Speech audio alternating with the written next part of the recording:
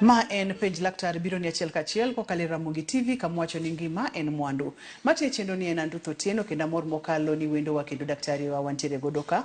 Obonyiso ni nyinge ng'a en nyakanye olonye weche mage kae to obonyiso ni wantiere kanye odiechieng' ma kawuono. Machiegni daktari e penj laktar. Erokamano. An iluonga ni Brenda Misore, an anyawo ma Kobong, Rarieda constituency. An daktari ma nyithindo to kendo alonye thiedho weche nyithindo mag remo gi kansa, waluongo ni pediatric hematology and oncology. Koro sickle cell en one of the achiel kuom tuoche mag remo mag nyithindo. Ema koro wathiedho Victoria Annex Hospital ka. Koro ma en sickle cell comprehensive care center ma en a branch of Jaramogi Oginga Odinga Teaching and Referral Hospital. Moro nikech ein jagono kata laktar molonye thiedho tuoche ahinya mag remo kuom nyithindo. Sickle cell en tuo matimo nyathina kata sickle cell en ang'o? Sickle cell waluongo ni en a genetic disorder. Koro en tuo miyudo ma nyathi yudo koa kuom min gi wuon gi. En a defective gene e cells mar waluongo ni red cells mating'o remo. Koro kiyudo gene trait, parent man gi trait, mama nigi trait, baba nigi trait, to giyudo nyathi. Koro nitiere chance ma yudo nyathi manigi 25% chance ni bro yudo nyathi manigi sickle cell. To gin gi 50% chance ni gibro yudo nyathi ma bende oting'o trait ni. Ma kodongo to chako yudre gi nyathi moro gi wadgi moro man gi trait. To ginyalo kendo yudo nyithindo man gi sickle cell. To 25% chance nitie ma joma yudo ma onge sickle cell. Koro chance mar yudo nyathi manigi sickle cell is in every pregnancy. Okwanya wacho ni koro kanise yudo maonge go to kendo kichaki yudo nyathi moro ti ibo yudo manigo. Koro en every pregnancy. Omiyo yudo ka nitie jomoko manigi nyithindo manigi sickle cell te. Jomoko bende nigi trait but nigi nyithindo maonge sickle cell te. To nitie moko manigi trait to nigi nyithindo manigi trait te. Koro en gima be iyudo kuom jonyuol. Ok en tuo ma wanyalo wacho kaka wawacho ni oir ng'ato kiani en contagious kaka jiringo. Koro family moko kidhi dala tiyudo ni joka ng'ane nigi sickle cell. Koro kacha ok wadhi. Awinjo kimulo red blood cells tende ni remo nitiere kod fuoni mopogore opogore kata kidenye mopogore opogore mag remo. Daher mondo bimulna ni red blood cells gi tijgi maduong' en ang'o e del. Kae to seche miwacho ni trait kata seche miwacho ni nyathi en gi sickle cell, red blood cells ga otimore nade kod tich maduong' mar red blood cells? Koro tij red blood cells e del en ting'o oxygen. Koro wang'e ni mondo oxygen odhiye kila sehemu mar body, odhiye tissues, ema konyo wadak, ema ting'o oxygen koa e lungs, kadhiye all the organs of the body. Koro yudo ni nyithindo man gi sickle cell, gin gi what we call kaka wawacho ni en sickle cell, en S-shaped. Ok en round kaka moro mwaneno moluorore kaka onego bede joma onge sickle cell. Koro yudo ni capacity mar sickle cell ni tingo oxygen tere organs mag body mar nyathi kata ng'ama nigi sickle cell is reduced. Nikech ang'o? Nikech cells gi ok timre ka cells ma normal. Iyudo ni gidhi gimoko e leche mag remo. To ka gimoko, teme yudo ka nyathi yudo ka oxygen ok donje e tissues, kaka wacho ni tissues. Then ineno ka gibiro gi what we call painful crisis. Ineno ka gisiko ikelo gi hospital nikech ang'o? Nikech gin gi pain. En a rem, every now and then nyathi nigi rem, ka oyudo that sickling red blood vessels. Koro joma onge kode, gin joma normal ka wan. To joma nigi trait, nyiso ni gin gi cells man gi sickle cell, but percentage ma cells gi man gi sickle cell tin molo joma nigi sickle cell. Koro nitie threshold ma percent ma sickle cell. Emomiyo wacho ni jomoko nigi trait to jomoko nigi sickle cell disease. Iyudo ni kokalo 40% to mano ng'ama koro bochako bedo gi ranyisi mag sickle cell disease. Ma koro ineno ka cells go dhi to moko e blood vessels, tamo remo kalo, oxygen ok chop, gibiro gi rem. The sickle cells gi be, normal red cells kao ndalo 120 e del. To red cells ma sickle cell gi kao ndalo 10 mondo githo. Koro iyudo ni nyithindo gi be remo siko dok piny. To ma emibo winjo ni nyathi ni osiko dhi hospital imede remo. To mane kaka ng'eny ji ong'e, nyathi misiki medo remo, iwacho ni nyathi manigi sickle cell. Nikech kaka gibedo destroyed 10 to 20 days cha, ok mi the body time mondo recover. Koro iyudo no ka remo sik dok piny. Kata gibiwa med gi remo to bang' ndalo matin kendo remo chako ochako dok piny. Mama ema kelo e wach mar ni nyithindo mantiere kod sickle cell githoro bedo maonge kod remo nikech cells ma shapes gi olokore no gikethore piyo kipimo kod remo red blood cells mabeyo. Yes. Amoro janyuol neno chenro ni to entiere kod nyathi mantiere kod sickle cell. Osebedo kopenjore ni to debede ni ang'o matimore nyathina momiyo siko onge kod remo kod iseduoko maber. Kata kamano kapok wachopo kama iloke remo kata kama iwile remo kaka koro wantiere kani onego bed ni janyuol timo nang'o mondo omiyo kony sustain kata doko ni ndalo ma red blood cells losorego ka to chope yo makare kama kapok okethore. Koro nitiere gima wachako. Masani timre Jaramogi osiptandewa mantie Kisumu County. Ma waluongo ni newborn screening. Koro wadwaro ni wayud nyithindo gi chon kapok gibedo gi the first complication mar sickle cell. Nikech ranyisi mokwongo mar sickle cell e nyithindo kipenjo jonyuol te manigi sickle cell gibo nyisi ni tuono nochako ka nyathi lwete ne kuot kata tiende ne kuot. To ma timbre ga ka nyathi en around dweche 6 kadhi 9. To mane sign mokwongo ni sickle cell nyathini nigi sickle cell. Chon no kwa pim nyithindo gi pime ka sani koro donjo and it is a very simple test mitime hospital. En prick to gikawo remo gikete filter paper then ioro tidhi pim timi duoko. Koro wadwaro ni wayud nyithindo gi chon nikech nitiere thieth manitie. Other than loko remo nitiere thieth ma wakete nyithindo gi. Nitie yath ma waluongo ni hydroxyurea. Ema wachake nyithindo gi. To yadhni tije nango. So yadhni kaka nanyiso ni nyithindo gi nigi sickle cell to they have a percentage mar the normal cells. To gimomiyo symptoms gichako around 6 to 9 months en nikech nitiere hemoglobin moro mwaluongo ni fetal hemoglobin ma nyathi nigo sama ene i mama.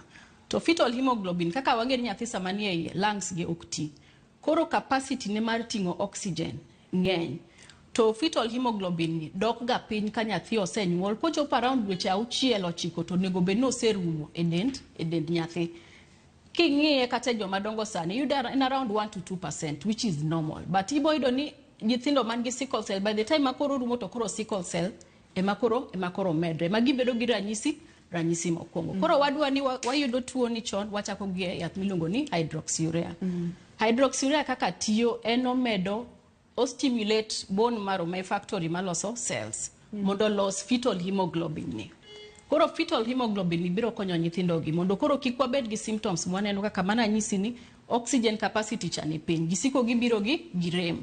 Fetal hemoglobin ni biro dak ndalo 100 to 120. Koro remo moro madok piny cha bende dok chien. Koro nyithindo mochake yath chon bro bedo maonge ranyisi gi to bedo maonge complications mag sickle cell. Mowacho ni ene painful crisis gi anemia ma siko kelo gi hospital.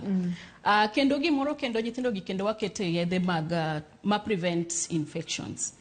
Nyithindo gi monyuol gi sickle cell nigi a high chance gin gi high chances of getting infections. To nikech ang'o? Sickle cell cha donjo spleen waluongo ga ni tako. Tako en an immune organ. To gimomiyo okonyo wawate en immune organ makonyo wa golo bacteria, most of the bacteria miwinjo ni pneumonia makelo pneumonia gi meningitis. They are called encapsulated bacteria. Koro gin ok nyal negi anega gi white cells ma wan ge budi nyaka tergi kacha to tako kacha cha midhi kaw gi to iketho gi. To nyithindo man gi sickle cell nikech of the repeated blocking mar blood vessels cha yudo katako gi weyo tich chon ka gin jo higni between higa 1 to higa 2. Koro nyithindo gi bedo ga gi risk mabedo yudo infections mayot. Koro nyithindo man gi sickle cell nitie yedhe adek ma wamiyo gi. Hydroxyurea gi Pen-V. Pen-V en antibiotic en kaka prophylaxis. Koro geng'o tuoche makelo pneumonia gi meningitis. Koro wamedo gi kendo folic acid. Kaka no wacho ni remo cha ok dag nyaka dalo 120. Koro gin gi siko bone marrow gi siko loso remo. Koro mondo bone marrow med loso remo, folic acid is one of the nutrients mitiyo go e bone marrow kacha loso remo. Koro onego bed gibede folic acid throughout their life nikech bone marrow gi is overproducing the red blood cells. Maka pono ni okoket ke yedhe gi to gi overproduction madhi nyime ni wabedo ni hinyruok dhi bedo mang'eny moingo kata konyruok. Koro nyithindo gi waneno ga between the age of 1 to 5 years gisiko githo gi tuoche manego nyithindo ma watemo geng'o pneumonia, meningitis, malaria bende ka giyudo malaria marach kendo nego gi piyo nikech malaria be duoko remo piny. Sickle cell kendo duoko duoko remo piny. Koro ka giyudo gik moko ariyo, giyudo ni nyithindo gi yot gi mondo gibed gi very complicated malaria ma koro nego gi. Nikech gigo makalo ka malaria bende ng'enye, koro ka wachak wamedo kendo ni nyathi nyalo bedo nitiere kod sickle cell, koro idhi iriwo gi ariyo, to inyalo yudo ka kendo koro en midhiero, wabo wito nyithindo moko nego bed ni wawito kata achiel. E yore mag thieth gi pimonwa yedhe misebedo kimiyo nyithindo, kata kamano koro waneno ka untiere kod mashin machielo ka maluoko kata wilo remo. Moro kapok wadonjo e chuny wach mar wilo remo ni, pogruok mane e yore mag thieth miseneno nyaka na koro ilok thiedho jomadongo donjo e thiedho nyithindo ahinya mantiere kod sickle cell? Koro lokruok maseneno nyaka nachak tiyo e yore thieth.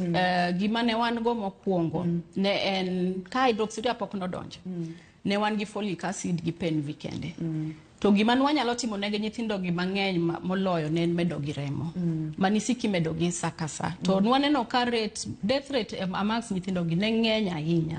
Koro research notimre e pinje maoko, nikech tuoni ok en Kenya ka kende. Entie pinje maoko be, especially West Africa. To kaka ni wacheno, ong'eny kuonde manitie malaria. To nitie gimomiyo ong'eny kuonde manitie malaria. Nikech the sickle cell trait ni, sickle cell gene ni, no bedo developed because of a way of people trying to protect, the body trying to protect an individual from malaria. Emomi ibro ido ni sickle cell ng'eny kuonde manitie malaria. Kibiro Kenya ka ten around Lake Victoria, kidhi coast ibo yude. Kidhi West Africa kende around the belt kuonde manitiere malaria. Koro en tuo mang'eny kuonde manitiere malaria. Koro thieth ne kaka osebedo ka lokore, nitiere yedhe ma osewuok, ma osebedo ka biro, but ng'eny gi ok gin as effective as hydroxyurea. Koro yadhni ema noyud ni nyalo konyo nyithindo gi dak for long. To yadhni be noyude mana by chance. Ne nitiere ng'ato manodhi, daktari moro manothiedho ng'ato, to ne thiedho cancer e jatuo mane nigi sickle cell. To neno ka komiyo jatuo ni yadhni, to neno ka sickle cell complications kanete mango ne dok piny. Koro mae kaka noyud yadhni. Koro anto na chako thiedho jomadongo chon. Then tiyo Russia, Obama, higni 11 mokalo. To naneno nyithindo katho mang'eny kacha. Emomiyo nadok medora, adok timo pediatrics, aduoga thiedho nyithindo higni 3. Then adok lonye thiedho tuoche mag remo gi kansa. Mane kaka koro nadonje thiedho sickle cell. To yudo ka koro sama koro wantie ni, to nitiere thieth mang'eny ma koro sedonjo. Nitiere bone marrow transplant mabe ok wanyal yudo, nikech mano kende thieth manyalo tieko tuoni. Ang'eni ji paro ni kata loko remo ni nyalo thiedho tuoni. Loko remo ok thiedh tuo. Okonyowa mana miyo nyithindo gi what we call good quality life, mondo wa prevent complications magineno gi yudo masaka sagi.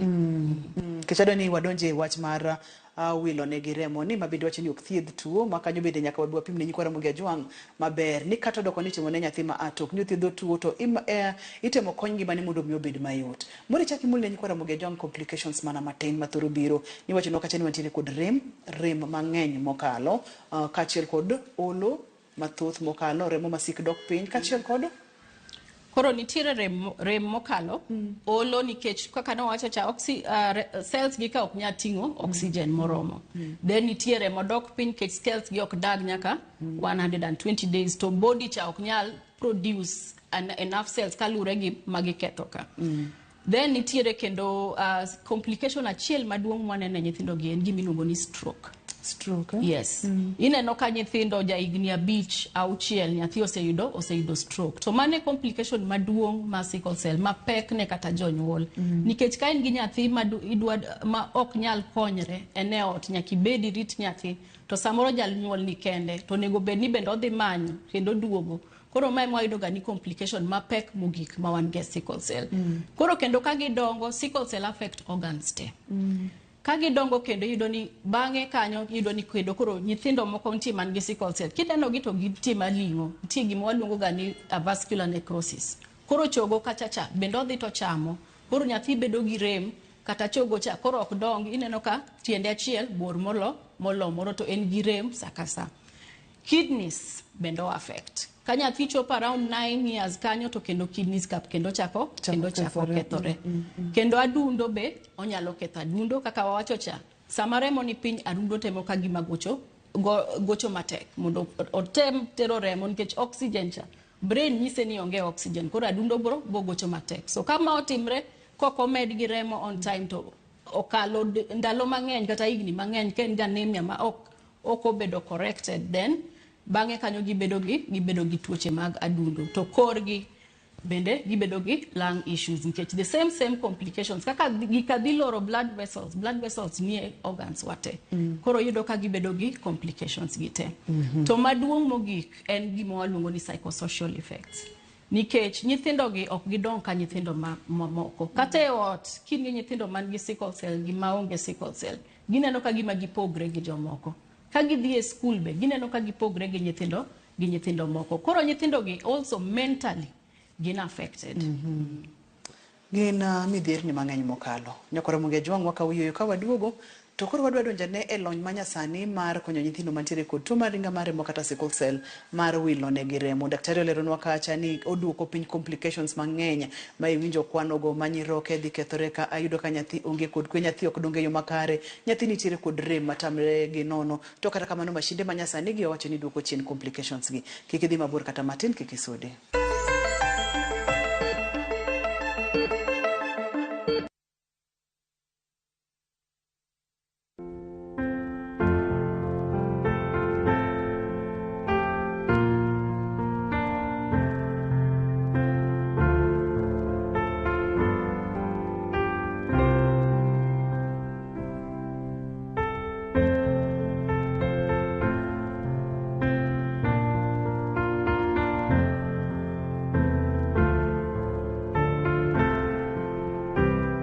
Mondo iyud ng'wono mawuoro ahinya kaka skiza tune mari, di *811*288#. Jolupo kawuono onge rech. Lakini madam kosi. Jowa usuo. Obondo, right? An ema mataka. Ng'ama rieko. Sana matedo osechopo. Adwa ng'ama nigi pesa to miya pesa kaka chiege. Idoke nam. Ok naija. Dus manyien obiro. Kamangu konyruok gawe. Ok en mor na kadichuo machielo pidho nyathina. Mama, donge sasa choko to abiro dhi ir baba.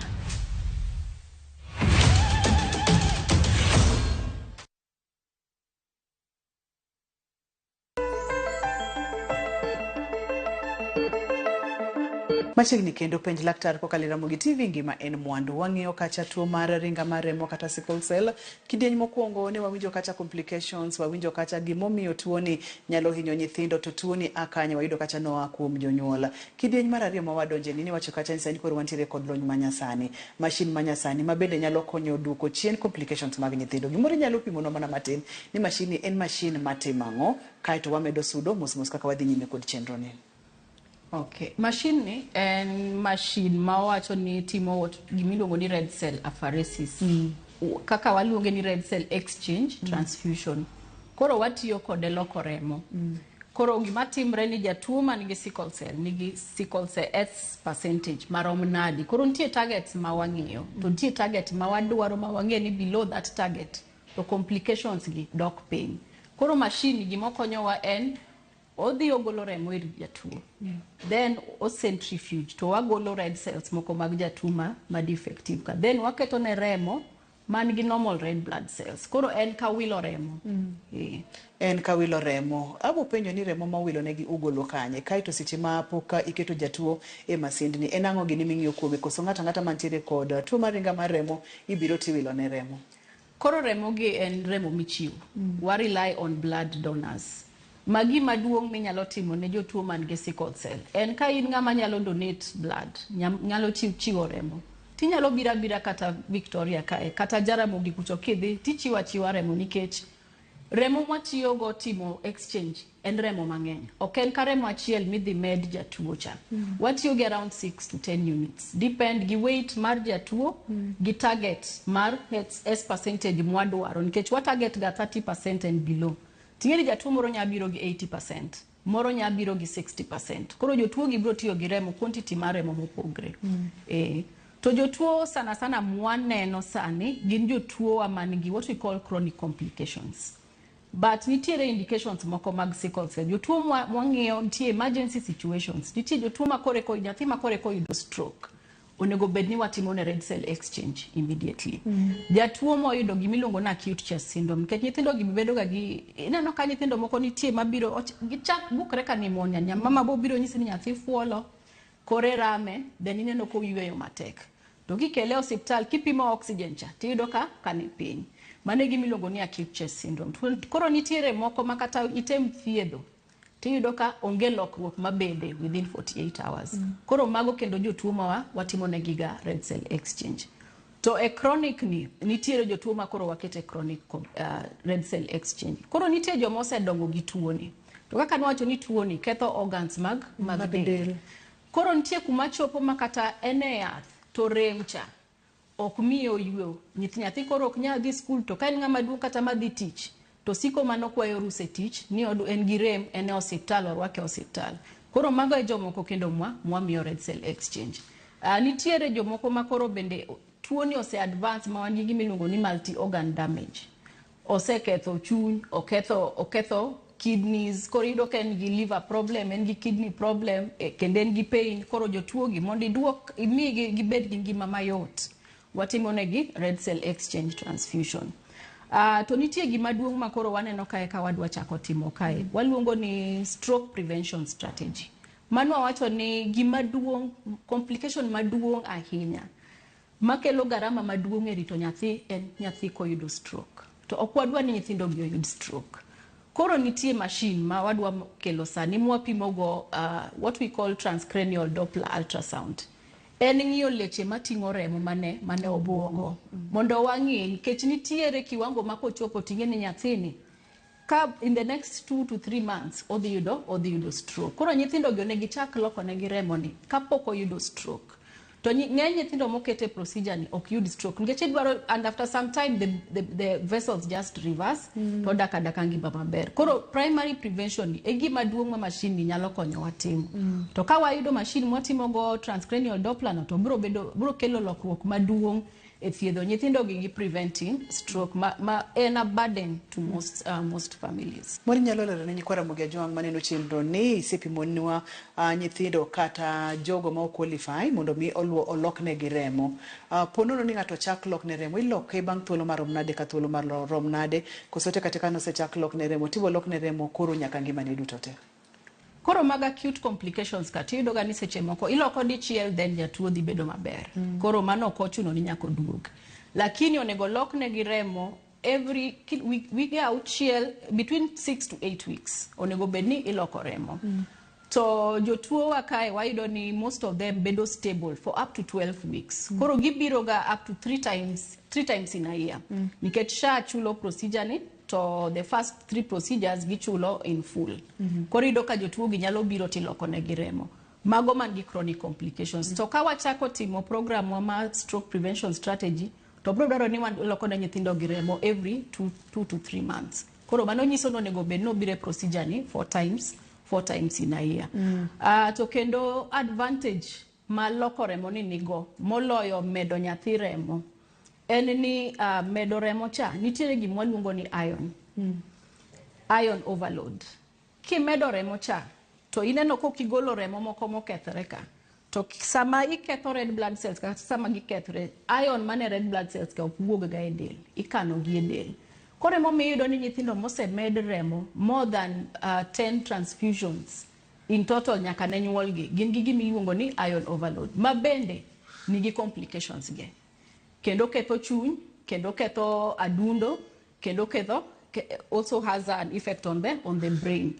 Koro machine ni loko remo mwatimo gi machine ma spectropia ni kendo konyo wa mondo kik wabed gi iron overload nikech en odhi to golo remo cha to loko to keto ni remo madak mang'eny. Koro iyudo ka iron overload cha odwoko piny kendo onge kabisa nyithindo mayudo red cell apheresis. Koro momiyo stroke prevention strategy chon ne watiyo gi top up transfusion manyiso ni biro cha timedi ameda remo ka kimedo remo cha tidhi ot. But inano kimedo nyathi remo every month Mano nyiso ni by the time ma isemiye 10 transfusions already en gi iron overload.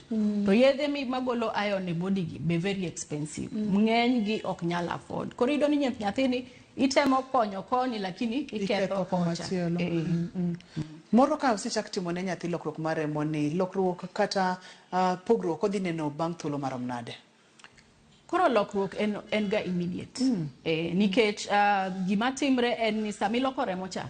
In fact, after 24 hours, to nyisi ni koro winjo ka gima en gi energy oduogo.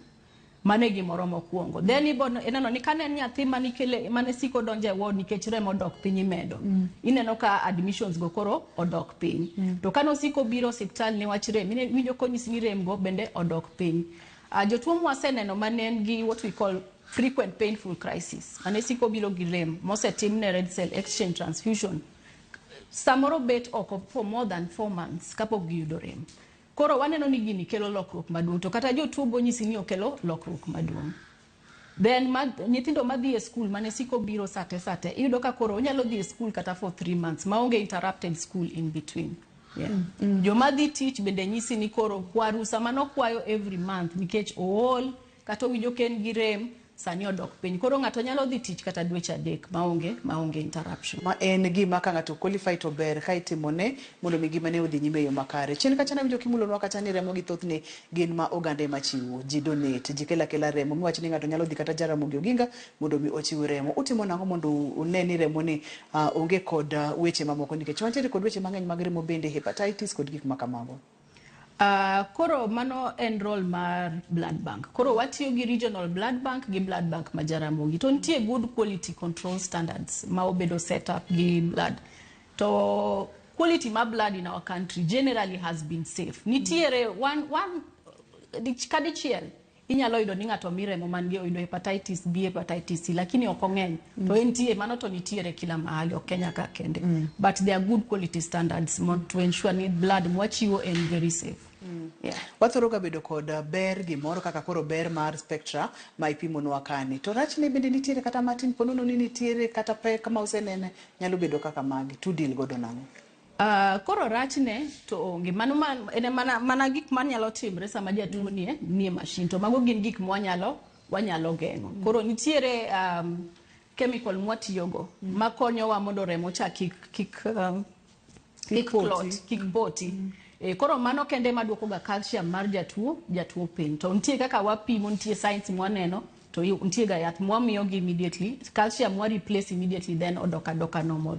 Otherwise pok waneno gima duong' ahinya gi machine. The other challenge mwaneno en nyaka ketne gi catheter, what we call a central line. To catheter ni samiketo en gi risk ge mag infection. Nikech en vein maduong' midhi tiyogo tiketo catheter. Koro seche moko to mano timre kata ne joma yudo dialysis kata joma yudo chemo miketo negi what we call central venous access. Seche modhi nyime kod chendo ni aneno ka wantiere kod masind ni ka mabende Dr. Brenda pimonwa ni en mar loko remo. Iloko remo mondo mi crisis odog chien, mondo mi thuolo mag organs kata fuoni mag nyithindo kethore odog piny nikech masini bro kelo remo makare mabende nyikora Ramogi Ajwang' ema golo. Mori nyalo pimonwa daktari nito masind ni kaka wanene kane entiere kod teko mar loko remo nang'o. Inyalo pimonwa mana matin gimotimo kakotiyo kod gima jatuo winjo seche ma masini dhi nyime kod konye. To ng'ato bete masin kuom thuolo marom nade? Koro machine watimo exchange transfusion kawo around 1 to 3 hours. Koro depend kaka nanyisi gi weight mar jatuo gi volume mar remo ma wagolo to waduoko ne jatuo. Koro sama ene machine, so catheter waketo e theater. Nitie theater ma wan godo oko kanyo, koro nitiere anesthetist mabiro to ketonwa femoral catheter ma wabotiyogo e loko remo ni. Koro sama wabiro to jatuo mane kitanda ma jatuo nitie, to waketa catheter no nitiere tubes, nitiere cassette ma waketo kae. To cassette ni ene ma koro timo what we call centrifuging. To nitie moro miso e iye ka. To koro nitiere tubes misoyo, gin tube 2. Nitiere magolo remo nikech catheter cha en 2-way. Nitie magolo remo to nitie maduoko remo no. Koro ma en watiyogo. Koro remo wang'awo malo ka gi reagent mana nyisi ni konyo remo mondo kik poti. Koro magi dhi e machine kae to riwore gi remo. then oluoko remo cha to golo to ma waketo cha ema dhi to nitiere bag makoro ikawe remo moro mowuok remo manigi sickle cell mwagolo kuom jatuo cha koro sama jatuo nitiere kacha gik mwang'iyo kaka nanyisi ni reagent mwatiyo godo mondo remo kik pot cha nyalo duoko calcium piny koro nitiere ga monitors kae ma watiyo go ng'iyo jatuo to jatuo bende is awake oken procedure ma ng'ato bete ka ni wamiye yadh nindo katango gina jotuo nya bet kata osom gima odwa somo bedo go mbaka tinyise ni kowinjo ka gima tiende ne go thudhno to maning'e ni calcium cha dok piny to nego bed no nyisowa to nitie yedhe mwachiwo maduoko calcium no malo to machine process kawa around 1 to 3 hours seche ma calcium ni odhi piny to moro jatuo ko wacho nikech nitiere nyithindo ma samoro okia kaka onyalo lero maber chandruoge mane manyalo biro koko ng'eyo makare koro nitiere gik mibro neno nikech kata koko wacho tibo neno ka lwetene ka kata tiendene tako ka gima tetni the other thing monya wacho seche moko bende wan gi complications mag remo what we call transfusion reactions manyalo timre gi kata kimedo remo ka kimedo jatuo remo pile so mago bende gik mwang'iyo nikech onya bedo ni en gi allergic reaction koro kae sama watimo procedure ni nitiere ga daktari gi nurse achiel sami chako procedure no kinyal wuok kamiwe jatuo kende kuom seche adek nyaki bed seche ariyo nyaki bede iye ka koro sama jatuo ne ka tibet ing'iye ipimo nitie vitals bende wang'iyo nikech seche moko first transfusion reaction en ga fever monitors ng'iyonwa ka fever dhi malo you also look at the heart rate nikech seche moko but machine gima konyowa go ni ok wayud what we call cardiac overload nikech sami medo jatuo mimedo remo kaka wamedo ge ward mitimo what we call top up yani luwa remo che wiye seche moko ginya yudo what we call cardiac overload nikech volume cha ng'eny but machine keto balance no nikech same volume mogole jatuo cha same volume ma odhi duoko moro daktari nyalo pimonwa ni seche ma jatuo biro ka kidieny mokuongo igolo remo te kosigolo mana matin ponono ni gole matin igole marom nade kaito kidieny mar ariyo odhi beda marom kaka ne en chako sichaki duoke piny odhi komedore koso dhi kodok piny kose na standard kaka no chake cha ma iwilo ne jatuo koro remo wagolo ka depend gi kaka nanyisi ni percentage ma sickle cell mwadwa duoko piny nitiere gima wang'iyo bende miluongo ni hematocrit to kapok wakelo jatuo kae nitiere level mar remo manyako bedgo kwanya kelo jatuo kae man gi remo mani piny nikech gima wacho ni machine ni okomed remo ewi remo manticha en ogolo maricho ka to duoko okomede koro seche ma jatuo biro ka nyaka obed ni en gi what we call steady state HB mar jatuo koro jotuo man gi sickle cell kila jatuo kise follow up for some time nyako bed gi HB ne ming'e ni HB ne en ga 7 HB ne en ga 8 koro kapok ikele ka nyaki make sure ni HB no en 7 kata en 8 koro sami kete cha nitie kaka waseto machine to wanyise ni target HB watemo ga medo matin nyaka par watemo ga ni waketgi nyaka par nikech nyithindo mwatimo negi prevention mar stroke HB gi onego bed ga ni 10 koro target waen ga 10 koro wanyaga top up matin nyaka 10 kapok wakelie machine kata sama wa calculate then wamedo volume matin ochop nyaka par wach mogik minyalo weyo wagodo kotenre kod loko kata wilo remo ne jotuo mantiere kod sickle cell enang'o daktari koro jotuo man gi sickle cell gima adwa nyiso wuoko kanyo ni wabed ka wadhi e clinic nikech sama idhi e clinic tineno daktari ni dwe ka dwe kata every 3 months kaka dilore gi kaka mi duration momi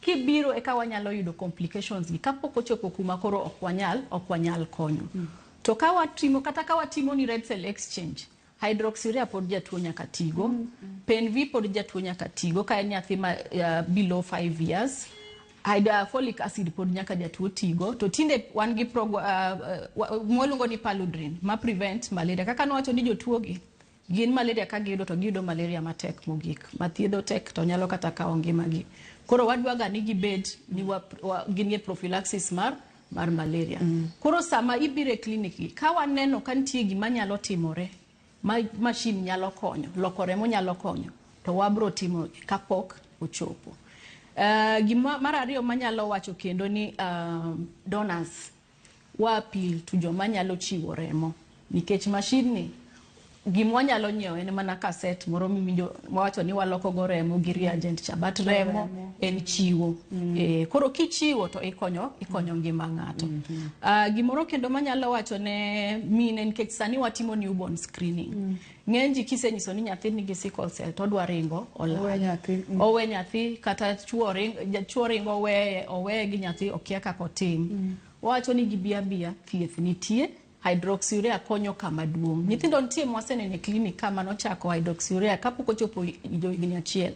Pok nomed remo sani moko higni 7-8. Pok omed remo to bunyithini pod onge remo. Koro wakwayo ji oko kanyo ni ukonywa, especially for blood donation drives, mondo koro wayud remo mwanyalo konyogo jowa ma machine nyalo konyo. Yena mondo mi aduok nero kamano mang'eny Dr. Brenda kuom puonj maler ma ichiwo kotenore kod tuo mar ringa mar remo. Ileronwa bende wach mar masin ma bende itiyo godo e wilo kata loko remo ne jogo mantiere kod tuoni madwani mondo mi okony ngimagi. Yenwa waduok nero kamano mathuth.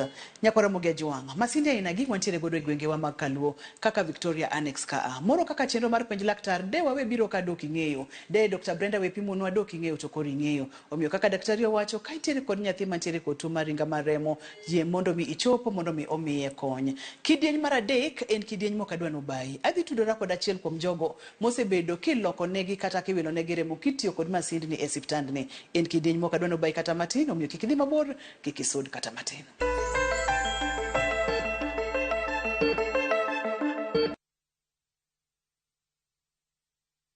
Turkey is not one place, and that's the best part. You start in Istanbul. The markets, the energy, the history. It's all happening at once. Then Cappadocia. Those landscapes you've only seen in photos. Hot air balloons, wide open views. And then Antalya, a completely different vibe. Coastline, slower days, just enjoying it. Explore Istanbul, Cappadocia and Antalya in 9 days from $2,700 per person. If you're going to do a trip like this, make it count. Call 0703-254-254. View Travel. Dream, explore, discover. And we arrested 6 suspects, whom we suspect to have been involved in the robbery which happened in Kamrongo area. Obila ma Kisumo omako achije auchiel mitudo gi kuo e gwenge ma Kibos ka bende giyudo magina mabandia magichichni mosebet kitiyogo gi joma undugo. Is a dream that Baba had, and that is why Baba referred Professor Hino to President Ruto and Professor Nyang' Nyong'o, so that we could have a vision that will outlast us and that we will live for our children, and it will not matter our political positions today. Jakom mar ODM Gladys Wanga osiro lek ma jatend piny mar medo dongo piny Kenya kokalo kuom twak molandi chakore dwe manyien. Irito doho mondo ng'ad bura kaponi dhi chung wach chulo jong'anyo kaluwore gi ng'ur ma jomoko ni gionge listi mar chudo.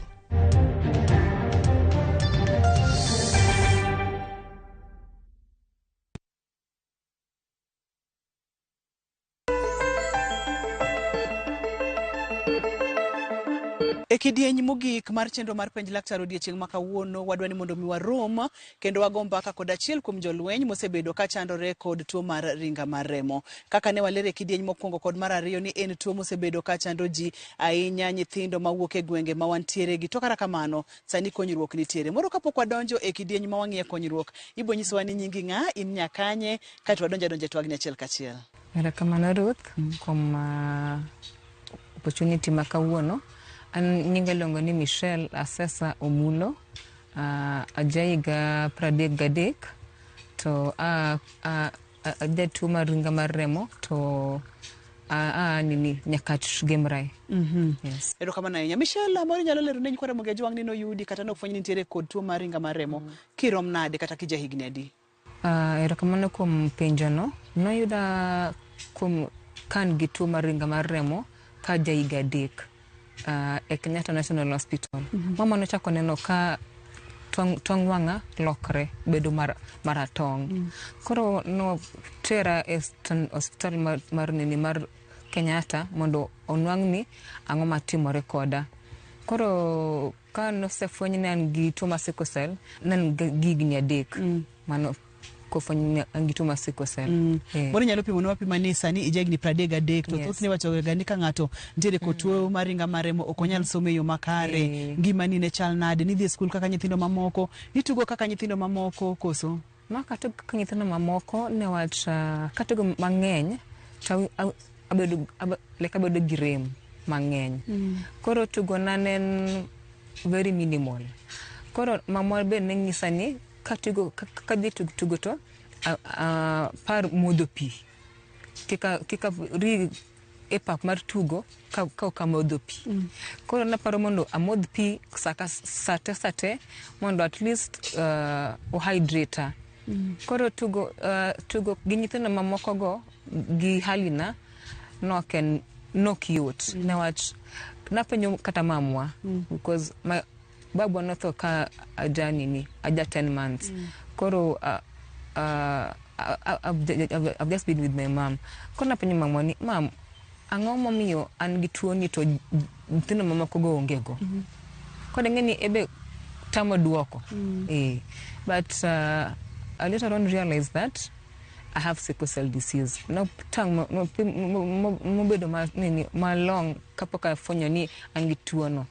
Koro tugo gi nyithindo mamoko ok sebedo yot because ko giyanyi gi luongi ni janini weakling, janini nyathi ma wang'era tong gi tizi e pap mar tugo no. Koro growing up, even going to school has been a journey. Now at school, sickle cell take oka in a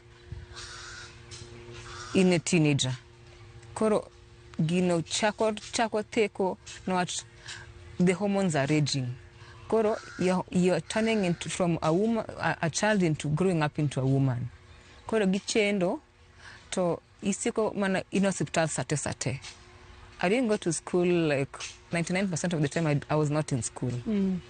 And na hospital either tuo koso either way na tuo. Koro it hasn't been easy kata somo na no cute.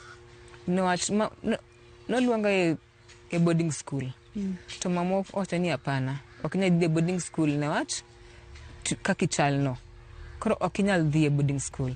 Yena mondo wamanyi ni school ma day school mondo ma idhiga tidogo dala mondo amonita yi. Donga yena wat koro nang'eyo ni enyewe the school manoluonga eno neni mabor Homa Bay. Koro nawacha ni hapana.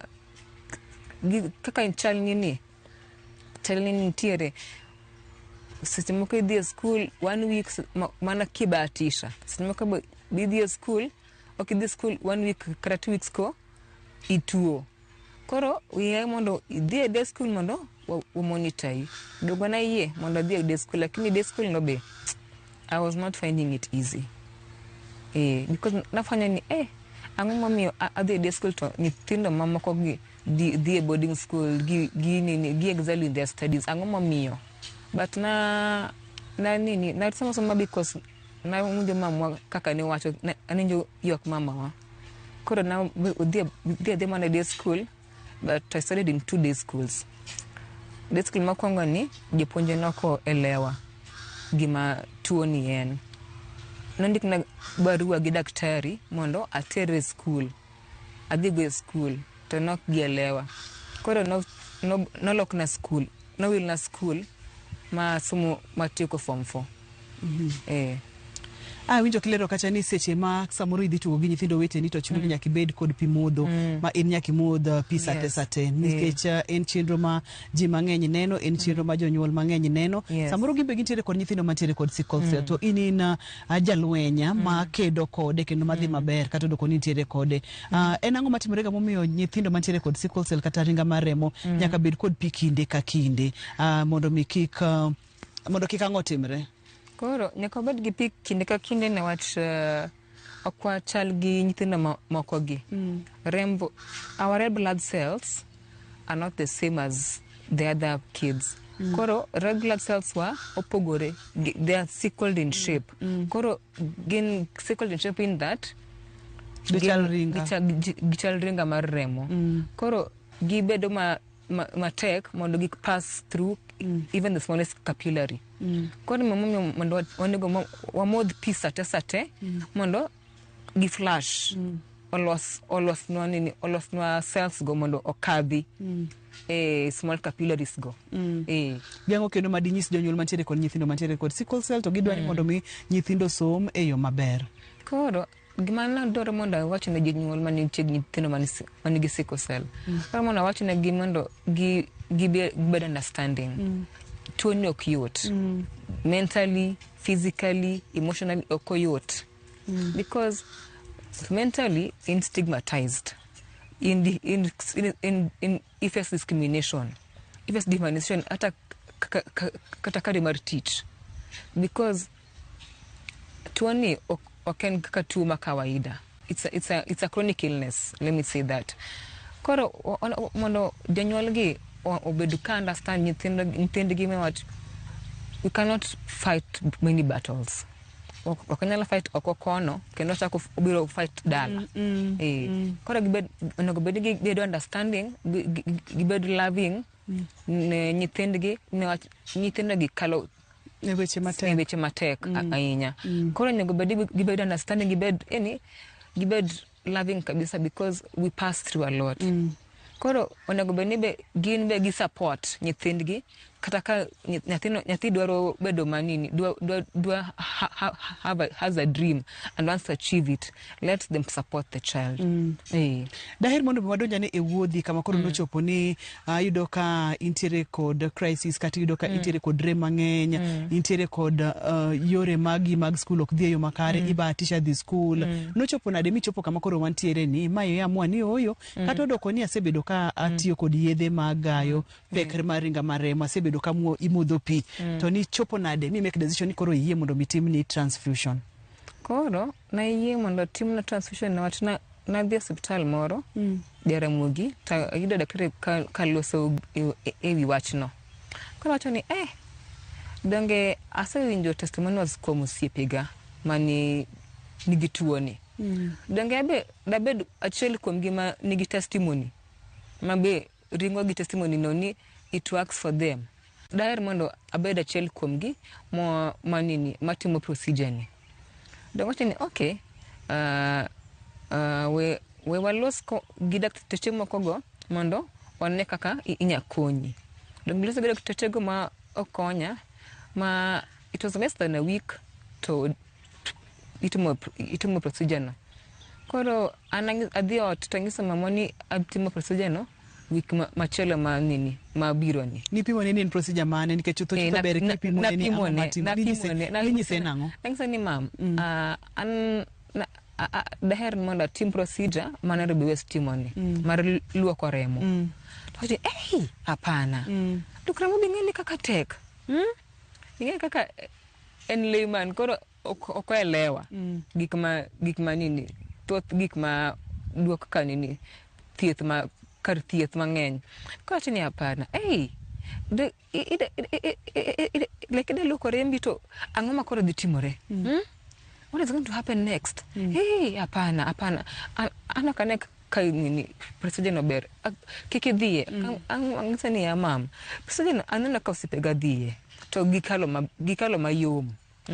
Gitoko mayom. Koro weya mondo miya gwethni mondo adhi procedure ni mondo one the outcome madhi timore, madhi bedo next. Koro ng'ok sema she was against it. To you know what kiluore? Ano kaluor. Because I wanted to be the first one to be done for the procedure, but I was like hapana. Koro hapana. I went by faith. I came to the hospital here. Nairobi hospital ka to timu na gi procedure no to nadaloko mind na kane theater. Kaka niwach na nyati artery are close to the vein. So they are 5 and 6. Kami idi timna kae. Koro after ni hapana. Kapo ni gi chwanyo vein. Ang'o madhi timore na? Dong' adhi kendo bedo gi complications mang'eny. Kusema hapana. Hapana. Since that I was the first one being done for the procedure, hospital ka, after to cameras be the jumide be nitie mang'eny rita mondo gi go pichni. Hapana, we there mbele to one what's next. Koro oksona catheter no to kete procedure mo therefore dakika around prario. Ayoyo to odhi ketna chakna procedure no. Mar luoko remo. Koro nawinjo koyo newach I don't know what they did, but nawinjo koyo. Winjo ka koyo chami. Ka koyo chama. Koro mama be nobiro ka because I needed her to be around. Koro takoyo chama to odhi for around 2 hours 30 minutes to kare mo luokore aluoka. Ni negita ji 10 pints. Koro 10 pints go rumo, machine no or stop or detect or stop. Koro the moment my machine was stop, winjo maber. Winjo like I'm a new person. The old me is gone. So the new me is winjo ka pogrok nitie mang'eny kabisa. Nitie mang'eny kabisa. Kendo I felt like koro tekwana biro duogo kendo. You know? Koro after week achiel, bang' juma achiel, jaundice no disappear. Jaundice no disappear. Tekona kendo no biro kendo duogo ka kare. To bang' apheresis ma atimo manini lokore ma atimo mar adek koro manatimo Nairobi West. No tigi 9 pints mar remo. Okwongo ne gichako gapar. Koro duoke piny. Koro kaka the more miti procedure no, the more nini pints go reduce. Koro ma en gima isebedo kitimo kuom thuolo marom nade? To po nono ni ng'ato ne dwani mondo mi otime oko kocha. Samoro ng'ato nyalo dwani mondo mi oikre ni ikruok mane madwaro. Nikech ng'eyo kujo nyuol te mabro yie mana kaka janyuol ni nokoyie. Yes, nokoyie kabisa. Koro ikruok mana nini ng'ato nyaka bed gi crisis mang'eny mathoth. Ng'ato nyaka bed gi legal sa. Ng'ato nyaka bed gi acute chest syndrome. Mago gik manyaka ng'ato bed mondo mitimne transfusion ni. Ng'ato nyaka bed gi priapism.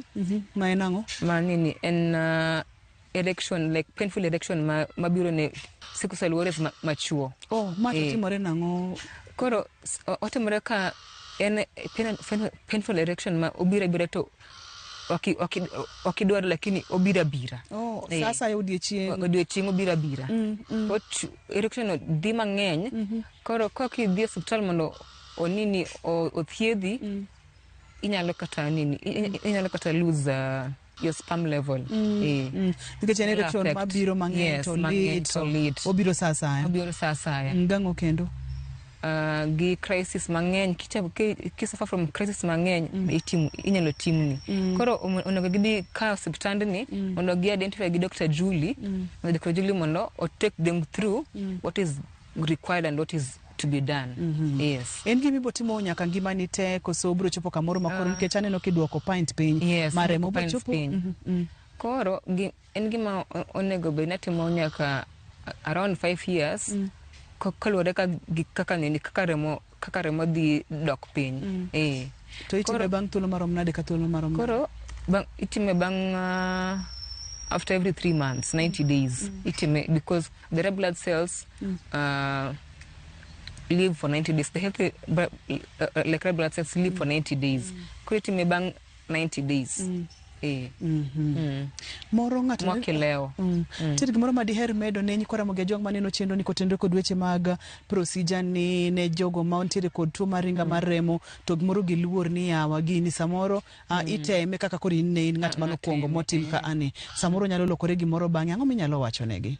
Wacho ni procedure ni tiyo kendo ka koro osetiyo kuoma ang'o momiyo dako ti kuom jakumakogo manigi sickle cell manigi tuo mar sickle cell. Koro awacho ni procedure ni work because first onyalo change wang'i tong' wang'i bedo ma white marachar. Secondly procedure ni mi gain some weight. Thirdly procedure ni medo rembi. Okoro remo kethre piyo piyo. Remo koro kethre piyo to modo nini HB ni from mine had 10.2 from to 11.5. Koro procedure ni tiyo and it works. Ato okiol piyo ahinya kaka anatimo because I was having fatigue. Now all piyo. Kata nemona mondo kata nini nemia mondo nini adhie chenro mana pango postpone nocha awol yol tiwijo kituo joka tuo ta awol.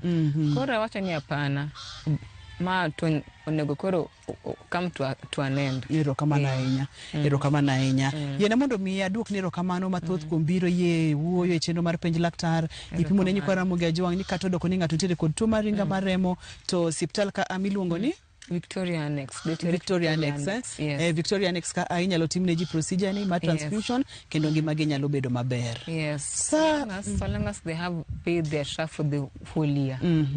Ka ng'ato dwa tudore kodi moro ng'ato dwa ni jiwe kata jiwe ne nyathi wanyalo yudi kokale namba mane?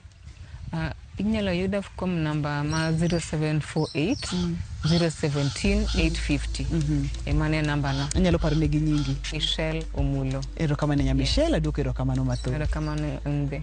Nyakora moge jwang mano Michelle en nyadendi ma osebedo ka kido kod tuo mar ringa mar remo.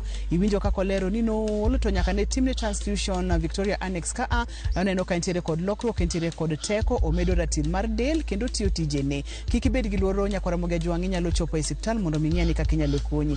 Ne oganda wa momiyo chendo ni obedo kare kachiel kod daktari marwa aduoko erokamano mathoth. Iluonga ni Ruth Otieno oriti uru masane.